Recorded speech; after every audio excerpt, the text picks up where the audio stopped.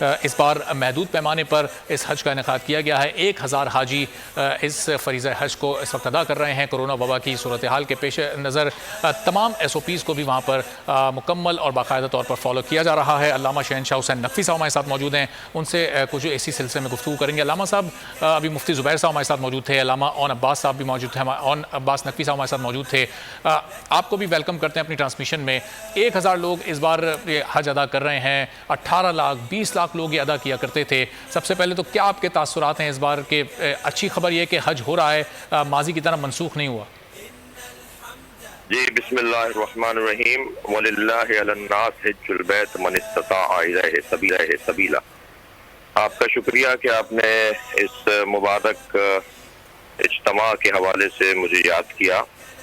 پہلی بات تو یہ کہ حج ہو رہا ہے، اس کی عالم اسلام کو مبارک، اور اللہ اس حج بیت اللہ کے برکتوں اور اس کے جو فیوزات ہیں ان سے عالم اسلام کو سرفراز فرمائے۔ ہم سب کے لیے جو وہاں موجود حاجی ہیں دعا کریں گے۔ اللہ ہوا ہے اللہ کے گھر میں دعا کے لیے لوگ موجود ہیں، اور یہ طے ہے کہ حج بیت اللہ کے لیے جو استطاعت کی شرط لگائی گئی ہے، دیکھیں نماز واجب ہے، مگر کیا میں اس وقت فجر کی نماز پڑھ سکتا ہوں؟ اس کی شرائط ہیں، ابھی وقت نہیں آیا۔ زکوٰۃ واجب ہے، روزہ واجب ہے، جتنے بھی اسلام کی احکامات ہیں، شریعت کے احکامات ہیں، ان تمام واجبات کی شرائط ہیں۔ اسی طرح حج بیت اللہ بھی ایک واجب عمل ہے اس کے لیے کہ جو مستطیع ہے، اور مستطیع کی جو شرط ہے وہ صرف مال کا ہونا نہیں کہ پیسہ ہے۔ ہر صاحب ثروت پر حج واجب نہیں ہے، بلکہ اس پر واجب ہے کہ جس کے لیے رستہ کھلا ہوا ہو اور جس کی صحت بھی ٹھیک ہو، اور وہ اپنے اہل و عیال کے لیے اتنا مال چھوڑ کے جا سکتا ہو کہ وہ اس کی عدم موجودگی میں پریشان نہ ہو۔ تو اگر ایک شرط پوری ہو رہی ہے کہ ہمارے پاس پیسہ ہے تو دوسرا پورا ہونا بھی ضروری ہے۔ اس وقت اس وبا کی وجہ سے جو دور کے لوگ ہیں، جو اجتماع کی صورت میں یہ وبا پھیلنے کا امکان ہے، جو عالمی طور پر ایک مسلم چیز ہے، یہ تو تاریخ بتائے گی، بعد میں طے ہوگا کہ مصنوعی تھی یا قدرتی تھی، لیکن بیماری بہرحال ہے اور ایک وبا بہرحال ہے۔ لوگ مرے ہیں اس پاکستان میں بھی اور پوری دنیا میں بھی۔ تو استطاعت کا ایک عنوان ہمیں حاصل نہیں ہے، اور وہ یہ کہ اجتماع نہیں ہو سکتا بڑا۔ تو یہ بات پوری دنیا سمجھ بھی چکی ہے، اور الحمدللہ اس حوالے سے شعور بھی بہتر ہو چکا ہے۔ میں صرف کہوں گا کہ ہمیں عبادت کرنی ہے، عادت پر زندگی نہیں گزارنی، اور عبادت کا تقاضا اللہ کی مشیت اور اس کی مرضی پر عمل کرنے کو کہا جاتا ہے۔ 2 بھائی ہیں، ایک لاہور میں رہتا ہے، ایک کراچی میں رہتا ہے۔ لاہور والا کراچی ملنے آیا بھائی سے، اور نماز ظہر کے لیے وہ کھڑا ہوا، ایک دن کا قیام تھا۔